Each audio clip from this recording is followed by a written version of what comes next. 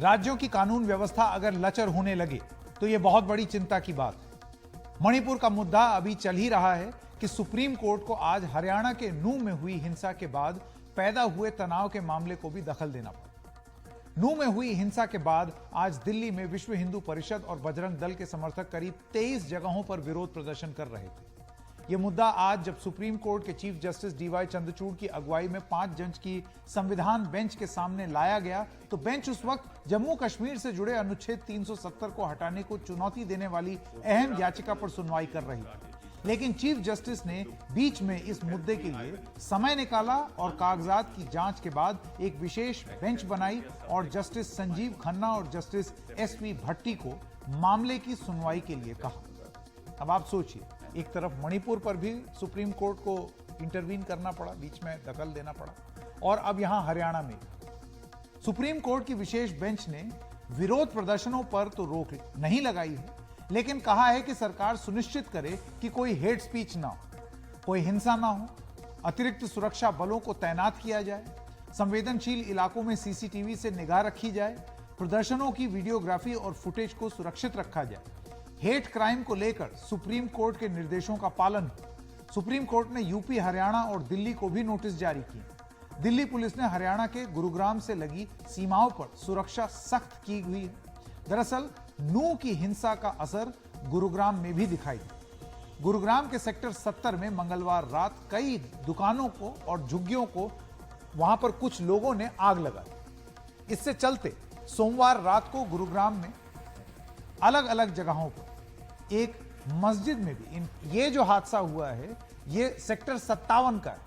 कई जगह हिंसा हुई, लेकिन एक सेक्टर 57 में एक मस्जिद थी, वहां पर भी आग लगाई गई और हिंसा में मस्जिद के 19 साल के इमाम मौलाना हाफिज साद की मौत हो गई। पुलिस के मुताबिक बिहार के सीतामढ़ी से आए मौलाना साद 6 महीने पहले ही इस मस्जिद में आए थे। इस बीच गुरुग्राम पुलिस ने लोगों से अपील की है कि वो सोशल मीडिया पर चल रही अफवाहों पर यकीन न करें।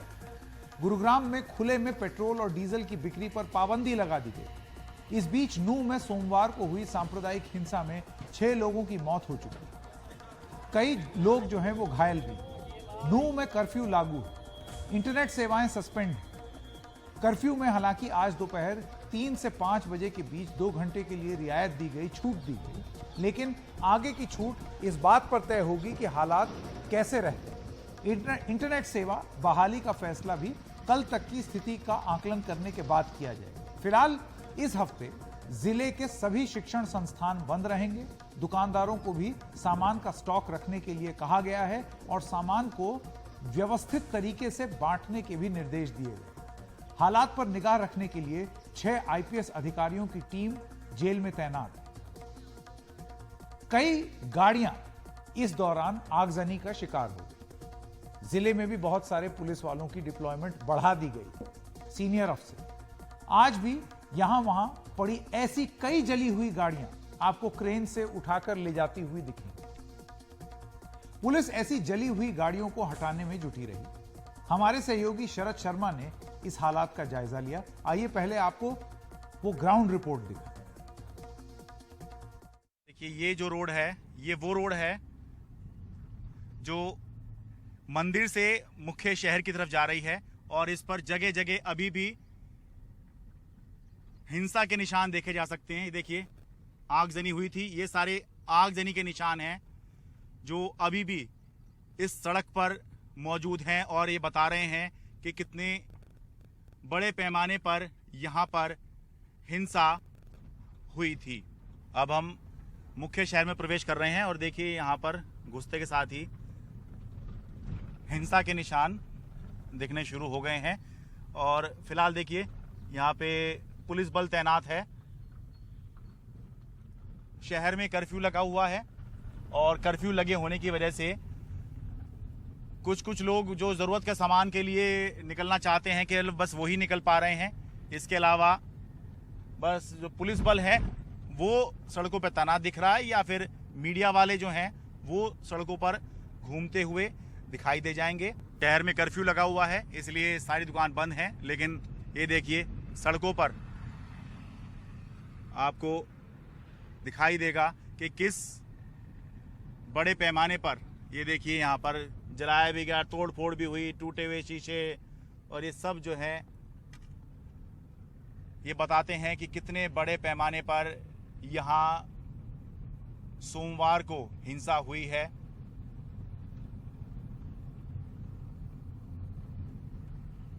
वो पुलिस चौकी है, ये देखिए, इस पुलिस चौकी में भी आग लगा दी गई थी। थोड़ा और पास से जाके दिखाएं आपको।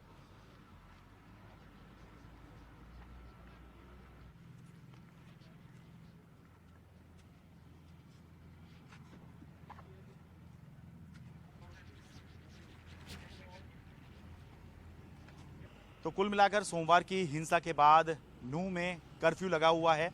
हालात सामान्य तो नहीं कहे जा सकते, लेकिन क्योंकि कर्फ्यू लगा हुआ है और उसके बाद से कम नूंह में कोई ऐसी खबर नहीं आई, ऐसी घटना नहीं हुई जो अप्रिय हो। तो फिलहाल ये कह सकता है कि शांति, क्योंकि अभी कर्फ्यू लगा हुआ है, इसलिए बनी हुई है। नूंह में सोमवार को जो आगजनी हुई है उसके निशान सड़कों पर अभी भी देखे जा सकते हैं। और दूसरा, जिन गाड़ियों में आग लगाई गई, आगजनी हुई, उसको या उन गाड़ियों को जगह जगह से नूंह के अलग अलग इलाकों से उठाकर, क्रेन के जरिए उठाकर थाने में इस तरह से जमा करने का काम अभी भी चल रहा है। देखिए कितने बड़े पैमाने पर, अंदाज़ा लगाइए कि कितने बड़े पैमाने पर ये आगजनी हुई होगी कि अभी तक भी, ये सोमवार की घटना है, हम ये मान के चलें कि मंगलवार को पुलिस ने ये काम शुरू किया होगा कि गाड़ियां उठाकर, जो भी गाड़ियां जली हैं उनको उठाकर सड़क, एक तो सड़क क्लियर कराई जाए और दूसरा सभी गाड़ियों को थाने में, क्योंकि ये केस प्रॉपर्टी बन जाती हैं, तो सभी जली हुई गाड़ियों को या टूटी फूटी जो हैं, बहुत ख़राब हालत में जो गाड़ियां हैं, उनको यहाँ थाने पर इस तरह से जमा कराया जाए। तो संख्या तो अभी नहीं बताई गई है पुलिस की तरफ से, लेकिन ये तस्वीरें ही बता रही हैं कि कितनी बड़ी संख्या में आगजनी हुई है। हरियाणा के मुख्यमंत्री मनोहर लाल खट्टर ने हालात की जानकारी देते हुए केंद्र से और सुरक्षा बलों की मांग की है और कहा है कि इंडियन रिजर्व बटालियन की एक बटालियन नूंह में तैनात की गई। केंद्रीय सुरक्षा बलों की 21 कंपनियां पहले ही हरियाणा में तैनात हैं, जिनमें 14 कंपनियां नूंह में हैं, 3 पलवल में, 2 गुरुग्राम में और 1 कंपनी फरीदाबाद में भी तैनात की गई। मुख्यमंत्री ने दावा किया है कि हिंसा के लिए जिम्मेदार लोगों को बख्शा नहीं जाएगा और अब तक 116 लोगों को गिरफ्तार किया गया है। मनोहर लाल खट्टर ने कहा कि नुकसान की भरपाई दंगाइयों से ही की जाएगी। उन्होंने ये भी कहा कि उन्हें इस हिंसा के पीछे किसी बड़ी साजिश का शक है। हमने एक एक्ट बना लिया है और उस एक्ट में ये पारित किया गया है कि कोई भी जो लॉस है, चाहे वो पब्लिक प्रॉपर्टी का होगा, चाहे किसी की प्राइवेट प्रॉपर्टी का होगा, ये ठीक है कि पब्लिक प्रॉपर्टी का तो सरकार ही सू करेगी, लेकिन प्राइवेट प्रॉपर्टी का उसको अपने आप सू करना पड़ता है। तो जिन्होंने नुकसान किया है वो इस बात के लायबल हैं कि उनसे वो भरपाई कराई जाए। तो हम उसका पूरा अपना जो सरकारी प्रॉपर्टी है उसका हम करेंगे, प्राइवेट प्रॉपर्टी वालों को भी उनको कहेंगे कि इसकी लायबिलिटी जिनके ऊपर है उनसे वसूल किया जाए। 14 पैरामिलिट्री फोर्सेस यहाँ स्टेशन हैं आज की डेट में। 12 कंपनियाँ डिप्लॉयड हैं, 2 कंपनियाँ रिजर्व में हैं। साथ ही साथ हमारे हरियाणा पुलिस की भी ऑलमोस्ट 20 कंपनियाँ यहाँ डिप्लॉयड हैं। हमारे पुलिस, जो हमारा पुलिस विभाग है, उसमें डिस्ट्रिक्ट एसपी के अलावा जो है हमारे 6 और आईपीएस ऑफिसर्स हैं who have been deputed on here on various duties. साथ ही साथ जो है मुख्य सचिव कार्यालय द्वारा और डीजीपी कार्यालय द्वारा जो है इसकी समय समय पे समीक्षा की जा रही है। चलिए अब आ जाते हैं पॉइंट पर। नूंह न जलता अगर, ऐसे फेल ना होती खट्टर सरकार। यह हमने क्यों लिखा हुआ है? क्योंकि नूंह वाकई न जलता अगर इन सब पैमानों पर खट्टर सरकार विफल ना होती, फेल ना होती। वो क्या पैमाने हैं, वो क्या सवाल हैं, आइए वो सवाल एक एक करके आपके सामने रखते हैं। पहला सवाल, जिस दिन, और इसको जरा फुल फ्रेम आप लोगों को दिखाते हैं ताकि आप लोग भी देख लें कि ऐसे फेल हुई खट्टर सरकार और नूंह ना जलता अगर ये सारी चीजें ध्यान रखी जाती। नंबर 1, जिस दिन हिंसा हुई उस दिन नूंह जिले के एसपी छुट्टी पर थे। और पलवल के एसपी को अतिरिक्त प्रभार दिया गया था। क्या पलवल के एसपी पहले से नूंह में मौजूद थे या वो हिंसा के बाद वहां पहुंचे, ये अभी भी साफ नहीं है। सबसे पहले तो ऐसे वक्त में छुट्टी कोई बहुत बड़ी मजबूरी रही होगी, छुट्टी लेना हर किसी का हक है, लेकिन ऐसे में जब आप जानते हैं कि स्थिति अनुकूल नहीं है, ऐसे में डिप्लॉयमेंट ये कब हुआ था? दूसरा सवाल, जब मोनू मानेसर का एक वीडियो पहले से ही सोशल मीडिया पर चल रहा था जिसमें वो कह रहा था कि वो नूंह आएगा तो यात्रा के रास्ते में पुलिस की पहले से पर्याप्त तैनाती क्यों नहीं की गई? यह एक बहुत बड़ा सवाल है कि मोनू मानेसर के वीडियो के मद्देनजर पहले से ही पुलिस की पर्याप्त तैनाती क्यों नहीं थी? अव्वल तो उसको गिरफ्तार कर लेना चाहिए था फरवरी से। यह पता नहीं कैसा आदमी है जो कि मीडिया से बात कर रहा है। मोनू मानेसर स्पष्टीकरण भी दे रहा है कि मैंने नहीं आग भड़काई, मीडिया से बात कर रहा है। हिंदुस्तान टाइम्स में आज एक राइटअप आया, वो सोशल मीडिया पे पोस्ट कर रहा है, वो खुलेआम दंगा भड़का रहा है, ये सारी चीजें कर रहा है, बस हरियाणा की पुलिस को नहीं मिल रहा है। ये कैसा अपराधी है भाई? और जब वो खुलेआम धमकी उसने दी, उसके बावजूद पुलिस ने पर्याप्त तैनाती क्यों नहीं की होती तो नूंह न जलता।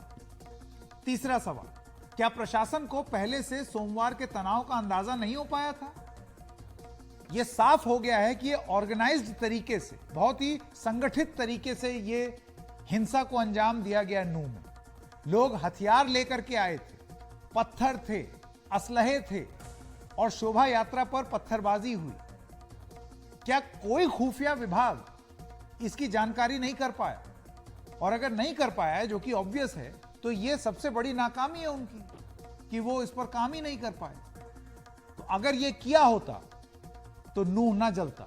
ऐसे फेल हुई खट्टर सरकार। अगला सवाल, वैसे भी हरियाणा के नूंह में तैनाती, और यह हमको जानकारी मिली है बहुत सारे अफसरों से बात करके और लोगों से, स्थानीय लोगों से बात करके, हरियाणा के नूंह में तैनाती को लेकर आईएएस और आईपीएस अधिकारियों के बीच यह धारणा है कि उन्हें मेवात की जिम्मेदारी देकर मुख्य धारा से किनारे कर दिया जाता है। यह पनिशमेंट पोस्टिंग मानी जाती है। क्या है कि यह गुरुग्राम तो है नहीं, गुरुग्राम में क्या है कि समृद्धि है, पर कैपिटा इनकम ज्यादा है, दुकानें ज्यादा हैं, तो आमदनी कमाने का माध्यम ज्यादा है, बड़ा शहर है, ऐशो आराम ज्यादा है। यहां पर कहां कोई आएगा? पिछड़ा मेवात, गरीब मेवात, पर कैपिटा इनकम में गरीब मेवात, कमाई का कोई जरिया नहीं। ऐसे में यह भी माना जाता है कि यहां बहुत सारे अफसर फ्राइडे होते ही गुड़गांव चले जाते हैं, बगल में तो है, आधे घंटे में खट से चले गए। कौन रहेगा मेवात में? कौन रहेगा नूंह में? तो ऐसे में क्या यह गंभीरता नहीं दिखाता, गंभीरता की कमी नहीं दिखाता है प्रशासन की? और अगर यह ना हुआ होता तो ना जलता मेवात। पांचवां सवाल, और यह सबसे अहम बात है कि अगर यह हुआ होता तो मेवात ना जलता, नूंह ना जलता। और इस तरीके से फेल हुई खट्टर सरकार। खुद हरियाणा के उप मुख्यमंत्री दुष्यंत चौटाला ने बयान दिया है कि उनके प्रशासन को अंदाजा ही नहीं था कि शोभा यात्रा में इतनी भीड़ जुटेगी। अरे, मोनू मानेसर क्लिप दे रहा है, आपके यहां भीड़ आ रही है शोभा यात्रा में, आपको नहीं मालूम है कि वो आने वाले हैं? और अगर नहीं मालूम है तो ये आपका इंटेलिजेंस फेलियर है, सीधा सीधा। आखिर अंदाजा क्यों नहीं था? इसे किसकी नाकामी मानी जाए? उप मुख्यमंत्री कहते हैं कि जो अधिकारी इंचार्ज है वो हालात को संभाल नहीं पाए, लेकिन दुष्यंत चौटाला जी ये जवाब दे दें कि क्या इतनी बड़ी हिंसा के लिए एक आधा किसी अधिकारी को दोषी ठहराना क्या ठीक होगा? क्या ये अकेले उसी की जिम्मेदारी थी? पूरे प्रशासन की विफलता नहीं थी? सुनते हैं दुष्यंत चौटाला ने क्या कहा। कितने लोग आएंगे उस नंबर्स की क्लैरिटी नहीं थी। दूसरी चीज, सुप्रिंटेंडेंट ऑफ पुलिस किसी कारण से छुट्टी पे थे और जो ऑफिसर्स इंचार्ज थे वो उसको प्रॉपरली असेस नहीं कर पाए सिचुएशन को कि क्या घटनाक्रम होगा। उसके बाद एडीजी लॉ एंड ऑर्डर की जिम्मेवारी लगाएगी, एसपी भिवानी को एडिशनल चार्ज दिया गया, तुरंत उस पर एक्शन भी लिया गया, सिचुएशन कंट्रोल में। जब हिंसा हो गई, दंगा भड़क गया, लोग मर गए, गाड़ियां जल गईं, तब अतिरिक्त पुलिस लग रही है। उसके बाद भी हिंसा हो गई गुरुग्राम में। ऐसे में ये नाकामियां हैं जिसके सवाल खट्टर सरकार से पूछते बनते हैं, क्योंकि लॉ एंड ऑर्डर राज्य सरकार की जिम्मेदारी होती है, यानी कि मनोहर लाल खट्टर प्रशासन की पूरी तरीके से जिम्मेदारी है, उससे भाग नहीं सकते। जब भी किसी जिले का एसपी छुट्टी पर हो तो क्या व्यवस्था होनी चाहिए, जैसे कि यहां पर नूह की घटना के मद्देनजर हमने बात की उत्तर प्रदेश के पूर्व डीजीपी विक्रम सिंह से। ऐसे संवेदनशील प्रकरणों के पहले जहां मालूम है कि समस्या उत्पन्न होने की प्रबल संभावना है, जब तक कि जिंदगी मौत का मामला न हो, पुलिस अधिकारियों की छुट्टी निरस्त कर दी जाती है और वो छुट्टी पे नहीं जा सकते हैं, न जाना चाहिए। और अगर छुट्टी पे जाते हैं तो उसकी वैकल्पिक व्यवस्था यानी ऑल्टरनेटिव अरेंजमेंट ये होता है, उनके लिंक ऑफिसर होते हैं, वो लिंक ऑफिसर की उनकी पूरी जिम्मेदारी होती है। तो ये कह देना कि अमुक अधिकारी छुट्टी पे था, एक तो छुट्टी पे गए, अगर कोई जिंदा या जीवन मृत्यु की बात ना हो तो जाना नहीं चाहिए था। नंबर 2, अगर गए थे तो उनके लिंक ऑफिसर की पूरी जिम्मेदारी है। पुलिस में ये काम चलता है, चाहे कोई अवकाश पे रहे या कहीं पे रहे, प्रशिक्षण पे रहे, जिम्मेदारी किसी अन्य अधिकारी को दे दी जाती है। इसमें सिलसिलेवार मुझे लक्ष्य दिखाई पड़ रहा है। नंबर 1, मनु मनेसर, जिसके बारे में कहा जाता है कि राजस्थान में वांछित है, जघन्य हत्याकांड में वांछित है, उसको वहां पुलिस कार्यालय में बुला करके महिमा मंडित क्यों किया गया? अपराधी कोई भी हो, भले ही ये कह दें कि हरियाणा में नहीं राजस्थान में वांछित था, अपराधी अपराधी होता है, उसको महिमा मंडित नहीं करना चाहिए था। इसके बारे में अभी सूचना और चर्चाएं सोशल मीडिया पे चीख चीख के कह रही थी कि समस्या होने वाली है। अगर समस्या होने वाली है तो ऐसा माकूल इंतजाम क्यों नहीं किया गया? थाना अध्यक्ष नूह का यह कहना कि हमें एडवांस इंटेलिजेंस नहीं थी, अस्वीकार और अमान्य है। हर थाने में हिंदुस्तान के 5 रजिस्टर ऐसे होते हैं जो इसके बारे में बृहद प्रकाश डालते हैं। त्योहार रजिस्टर जो प्रत्येक त्योहार के बारे में जानकारी देते हैं, क्या समस्या पहले हुई थी और क्या निराकरण हुआ था। सांप्रदायिक सूचना रजिस्टर, जो भी सांप्रदायिक घटनाएं हुई हैं विगत 25 साल में, उनका समावेश। सांप्रदायिक गुंडा रजिस्टर, जो सांप्रदायिकता में लिप्त सांप्रदायिक अपराधी हैं, उनकी सूचना। अपराध रजिस्टर, इन तमाम चीजों के बारे में समावेश करके आपके पास सूचना का भंडार है। अगर आप देखना चाहें तो, नहीं देखना चाहे तो कोई दिक्कत नहीं, जैसे कि आपने नहीं देखा। जुलूस निकलता है, जुलूस के आगे मध्य में पीछे वर्दी में और सादे कपड़ों में कर्मचारी रहते हैं, छतों को सैनिटाइज किया जाता है। आज हमारे पास टेक्नोलॉजी है, ड्रोन के जरिए हम देख सकते हैं कि छतों पर कहीं पत्थर, पेट्रोल बॉम्ब, गुलेल और इस तरीके की आपत्तिजनक वस्तुएं तो नहीं है। प्रत्येक मार्ग में पड़ने वाले घर की छतों की तलाशी होनी चाहिए पहले। आपराधिक व्यक्तियों को 151 सीआरपीसी में अन्य सुसंगत धाराओं में या तो गिरफ्तार हो या जिला बदर किए जाएं। कुछ भी नहीं हुआ, एक भी गिरफ्तारी नहीं हुई जुलूस के पहले। उसके बाद हम आते हैं कि जब घटना होती है तो आपने जो वांछित अग्नेय अस्त्र थे उनको बरामद क्यों नहीं किए पहले? खैर, अब तो घटना हो गई।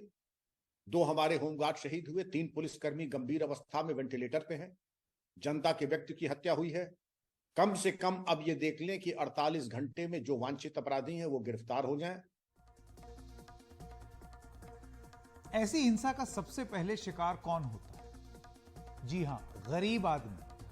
गुरुग्राम में दूसरे राज्यों से आए प्रवासी मजदूरों की भारी तादाद, बड़ा शहर है ना, ग्रो कर रहा है तो बहुत सारे प्रवासी मजदूर आते हैं, लेकिन जिस तरह से वहां भी हिंसा फैल गई, उससे ये गरीब मजदूर और उनके परिवार डरे हुए। इनमें से कई तो अपना सामान बांधकर अपने गृह राज्यों को लौटने लगे, पलायन हो रहा। ये डरे हुए लोग कौन हैं?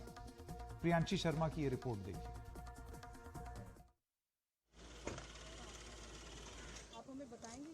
रोजी रोटी पर भारी पड़ा जीवन।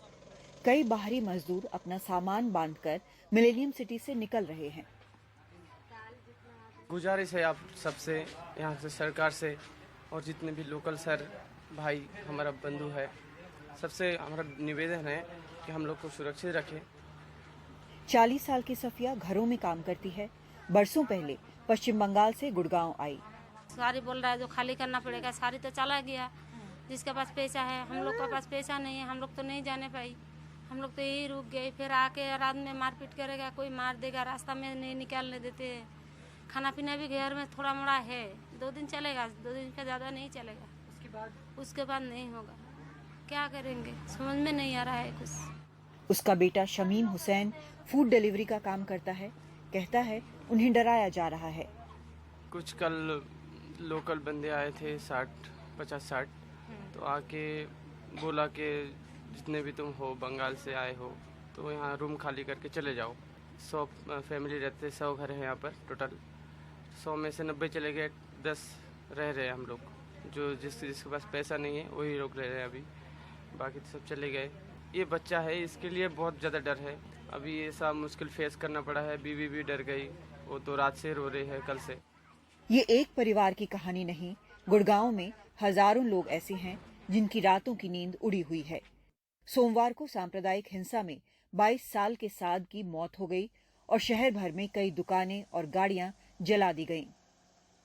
तो कितने लोग आपके अंडर काम करते हैं? 30 हाउसकीपर्स आपके अंडर हैं। 30 में से कोई भी काम? 4 कल हमारा एक हाउसकीपिंग को मारा था वहाँ पे रास्ते पे।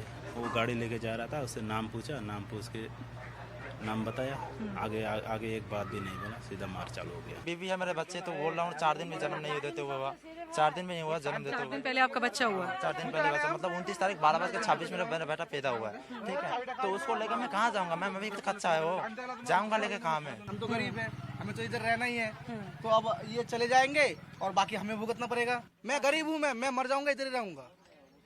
मेरा देश है ये, मैं कहीं नहीं जाने वाला छोड़ के। हम लोग बंगाल से आए हुए कमाने खाने के लिए आए हैं।